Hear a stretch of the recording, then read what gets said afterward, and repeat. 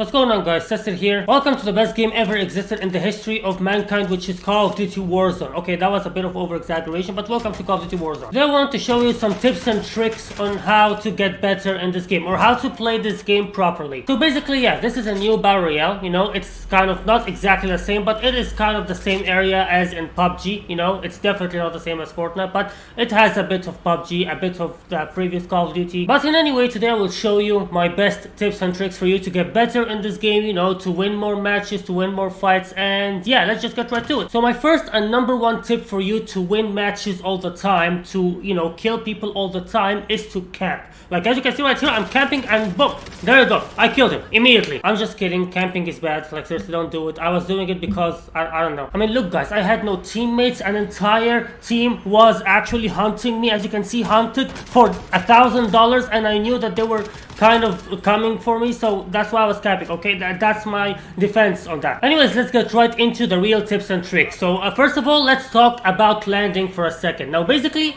I believe that landing in this game is the best landing that existed in any Battle Royale game ever, because it gives you full control on how to land. Now I'm saying, like, for example, if you want to land straight away into the ground, it will give you the ability to go exactly where you want, and it will actually, you know, the parachute will go off automatically at the lowest point that is kind of safe for you to do it. So yeah, if you want to land right away, you will reach the ground immediately without worrying at all. And if you want to land further away, like here for an example, you know, somewhere right here, you know, some place that's actually kind of far away. Now the best strategy for you to actually land far away is to deploy the parachute and then cut it, and that will give you the best boost horizontally over the map. And I was like, it will actually make you travel very large distances in a very short period of time, but you need to actually deploy the parachute after that, because if you don't, then you will just, you know, crash into the ground, and it's gonna be kind of embarrassing. Like when one of your teammates come to revive you, you'll be kind of embarrassed of him and be like, yeah, thanks. So that's all about landing for this game. There are two types of landing. I don't think there's a third one. Either you want to land straight away to the ground, or you want to land a little bit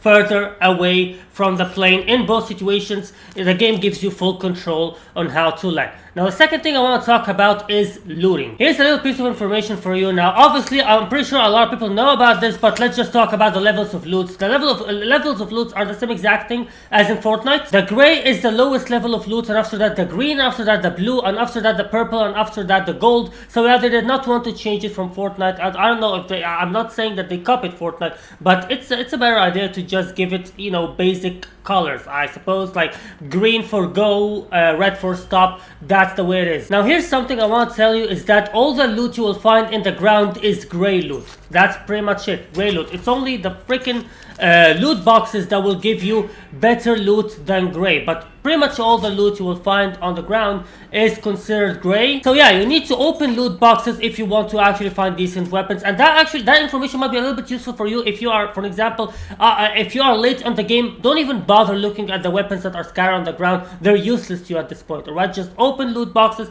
That's the weapons that you want to look, and also loot the bodies that you kill, but don't even bother. Oh, by the way, not all the loot on the ground is gray. Some of them are blue, which are the shields, but that's pretty much it. The only colored loot on the ground is the freaking shield. Anyways, what I was saying is that if you are late on the game, or if you're in mid-game, don't even bother looking at the weapons in the ground, because they're all gray. Just look in the weapons and the loot boxes, because that's the only place where you will find better colors, and obviously the loot of the people you kill. There is also another piece of advice I'd like to give you. Snipers are the rarest kind of weapons in this game, so if you find a sniper, grab it right the fuck now. Like seriously, I mean, snipers are extremely rare. Now you'll find assault rifles all over the place, LMG all over the place, rocket launchers all over the place, but when it comes to snipers, they are rare as hell. So just whenever you can find one, just get it, because it's extremely rare. You probably won't find except one or two every single game. And obviously put a sniper in your loadout, because, you know, if you get a loadout, it has to have a sniper in it. Also, there is something else I want to tell you. The loot box colors is not exactly compatible with the level of the weapons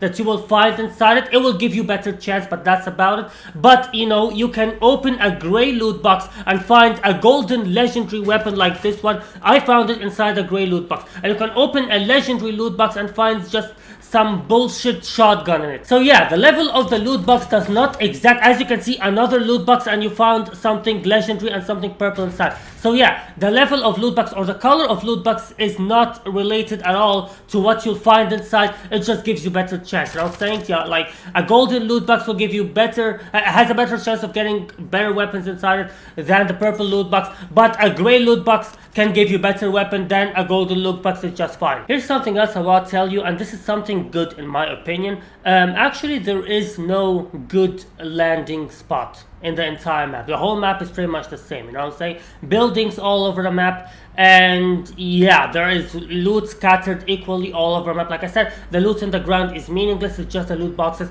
and loot boxes are scattered equally all over the map. So there's no such thing as my favorite landing location anymore. There's just places that will be a little bit more crowded than others. For example, military base is going to be extremely crowded, quarry is going to be extremely crowded, but if you land in a peaceful area that has a bunch of houses and no name, you probably will have very decent loot and no one will be around. So this is my advice for you. Always go to places that are not named, because it wouldn't matter, you will still find very decent loot in it, but it will be less crowded. Now I want to talk about the Gulag matches. Now Gulag matches, actually there is something that you might want to know about Gulag matches. The flag in the Gulag match literally takes 2 seconds, just 2 seconds for it to actually be taken. Literally 2 seconds, or even less than 2 seconds, maybe a second and a half or something. So I want to tell you something. In Gulag matches, you go for the flag. When the flag is open, you go to it straight away. I mean, obviously you need to be careful from the opponent, but let me tell you, a second and a half, that's all it takes. I don't even have any comment on what the fuck happened here. A second and a half is all it takes for you to win the Gulag match. Just stand next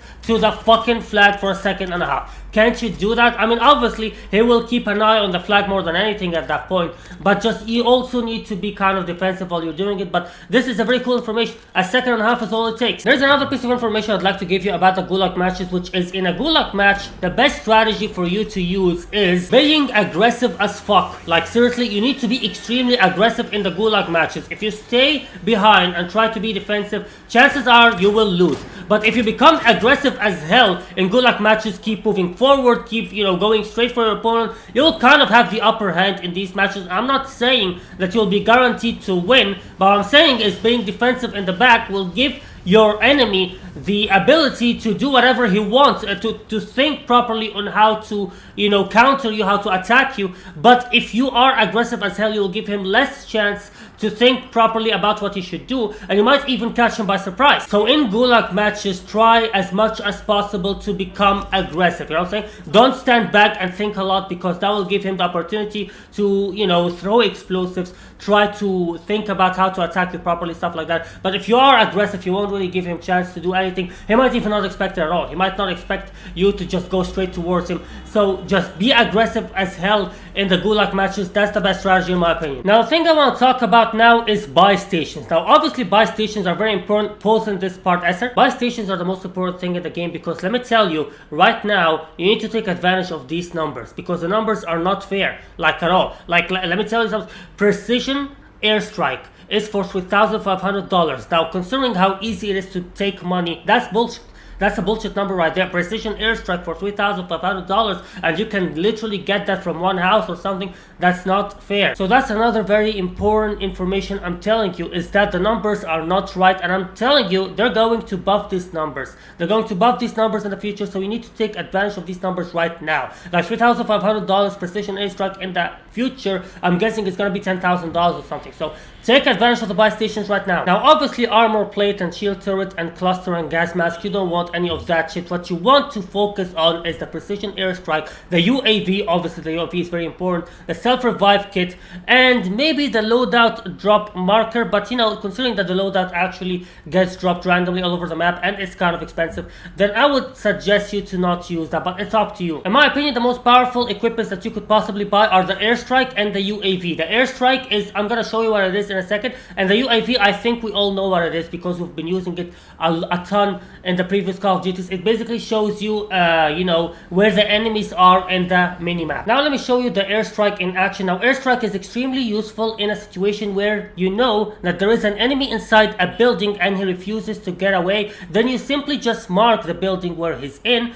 and he's gone. he's dead. As you can see, he died immediately. So yeah, that's the best thing you could possibly do if an enemy is hiding inside a building and he refuses to get outside, and you know for a fact that he's inside the building. Use an airstrike, he will die immediately. The same exact thing will work out if the enemy is at the roof of a building. If you know for a fact that an enemy is at the roof of a building, since he is, you know, a sniper or whatever, you can simply get inside the building. Yeah, get inside the building, don't worry. If it's an entire building that consists of a bunch of floors, then don't worry about that, you will not be affected by the airstrike at all. But yeah, get inside the building, mark the fucking airstrike right below you, and he will be the one affected, not you, because he's on the roof, he's on the top of the building, and you're inside the building. It will not affect you. It will only affect you inside a building if the building is one floor. But if the building is a bunch of floors, it will only affect the people on the roof. So that's a very good way to kill snipers as well. Anyways, yeah, that's all about the tips and tricks in this game. I hope you found this video helpful and that it will make you better in the game. And yeah, that's all. Thanks for watching, guys. Later. Bye.